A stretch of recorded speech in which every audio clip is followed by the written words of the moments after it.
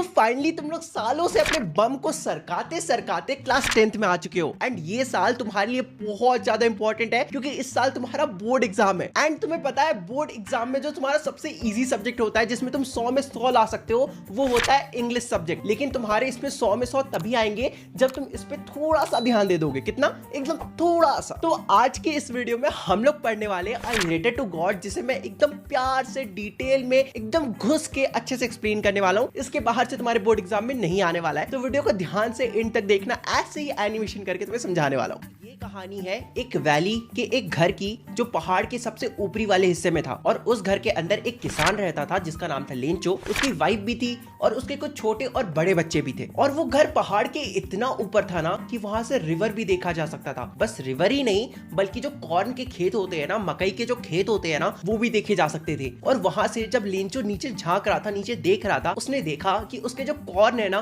Corn के ऊपर बहुत सारे व्हाइट कलर के फ्लावर्स आए हुए हैं। और ये जो व्हाइट कलर के फ्लावर्स है ना, ये प्रॉमिस करते हैं कि हार्वेस्ट अच्छी होगी। मतलब कॉर्न के ऊपर अगर व्हाइट कलर का फ्लावर आया हुआ है, इसका मतलब उनका जो फसल है, उनका जो कॉर्न है ना, वो काफी अच्छा होने वाला है। हेलो हेलो, मेरा नाम है लेंचो, मेरा कॉर्न का फील्ड है, मेरे कॉर्न के ऊपर व्हाइट कलर का फ्लावर आया हुआ है, सब कुछ बढ़िया, सब कुछ चंगा चल रहा है। बस कमी है तो बारिश की, बारिश ही नहीं आ रहा है, इसलिए मैं बार बार नॉर्थ ईस्ट डायरेक्शन में देख रहा होता। मैं ये उम्मीद कर रहा होता कि वहां से बारिश आएगी। मेरी वाइफ अंदर खाना बना रही होती। जानी मन, क्या लगता है तुमको आज बारिश होगी कि नहीं होगी? हाँ, अगर भगवान ने चाहा तो बारिश जरूर होगी। वैसे मैं सप्पर बना रही हूँ। सप्पर का मतलब होता है रात का खाना। मेरे जो बड़े बच्चे हैं ना, वो खेत में काम कर रहे हैं। मेरे जो छोटे बच्चे वो घर के बाहर खेल रहे हैं। और वो मैं जो हूँ ना, मैं उनके लिए डिनर बना रही हूँ।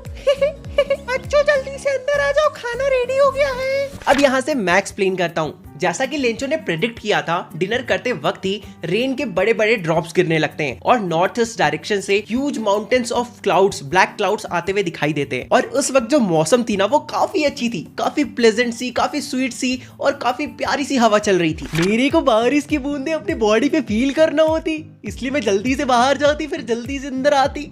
मेरे बीवी, मेरे बच्चे, जल्दी इधर सुनो।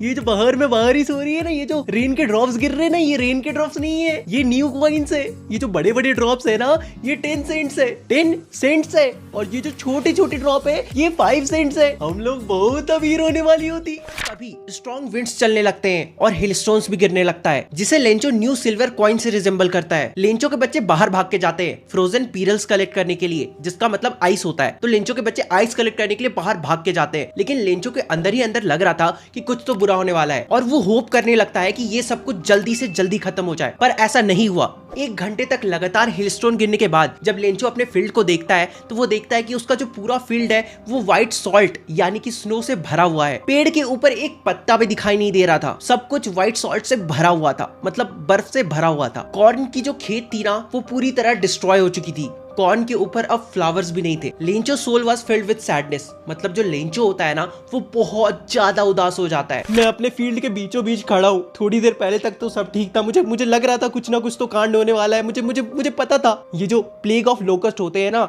एक तरह का कीड़ा होता है, वो भी जब हमारे फील्ड में आते हैं ना, तो इतना डिस्ट्रक्शन नहीं करते। कुछ ही क्रॉप्स को खराब करते हैं, कुछ ही पौधों को खराब करते हैं। लेकिन ये जो हिलस्टोन आया ना, ये तो सब कुछ बर्बाद कर दिया। हमारा एक फसल भी नहीं बचा, सब कुछ बर्बाद हो चुका है।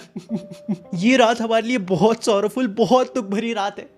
हमें इस साल भूखे रहना पड़ेगा, हमारी कोई मदद करने वाला भी नहीं है, हमारी सारी मेहनत बर्बाद हो चुकी है। लेकिन मुझे पता है ऊपर वाला जो गॉड है ना, वो किसी को भी भूखे मरने नहीं देता है। No one dies of hunger. ऊपर वाला सब देख रहा है, वो हमारी मदद जरूर करेगा। वो हमारी लास्ट होप है, वो हमारी मदद जरूर करेगा। देखो, Lencho ox of a man था, मतलब कि वो अपने फील्ड में बहुत ज्यादा मेहनत करता था, बिल्कुल किसी एक जानवर की तरह। इसलिए वो सोचता है कि भगवान उसकी मदद क्यों नहीं करेंगे, क्योंकि भगवान के नजरों से तो कुछ नहीं छिपा है, राइट? गॉड के नजरों से तो कुछ भी नहीं छिपा है, वो सब कुछ देखते हैं। तो जब लेंचो इतना अच्छा इंसान है, इतना हार्ड वर्किंग इंसान है, तो भगवान उसकी मदद भी जरूर करेंगे। ये लास्ट होप लेंचो के अंदर था। तो लेंचो सोचता है कि अगले ही दिन, जो कि संडे था, उस दिन वो सोचता है कि क्यों ना भगवान को एक लेटर लिखा जाए, अ लेटर टू गॉड। तो उस लेटर में लेंचो लिखता है कि God, if you don't help me, I and my family will go hungry this year, मतलब हम लोग इस साल भूखे रह जाएंगे अगर आप हमारी मदद नहीं करोगे तो। और उसके बाद वो लिखता है कि मुझे 100 पेसोस चाहिए ताकि मैं वापस अपने फील्ड को सो कर सकूं, वापस से अपने फील्ड में क्रॉप ग्रो कर सकूं। मतलब कि बेसिकली लेंचो भगवान से 100 पेसोस की डिमांड करता है। उसके बाद लेंचो खुद टाउन जाता है, लेटर को इन्वेलप में डालता है, उसके बाद उसमें स्टैंप लगाता है और पोस्ट ऑफिस में जमा कर देता है, मतलब मेल बॉक्स के अंदर डाल देता है। फिर क्या होना था,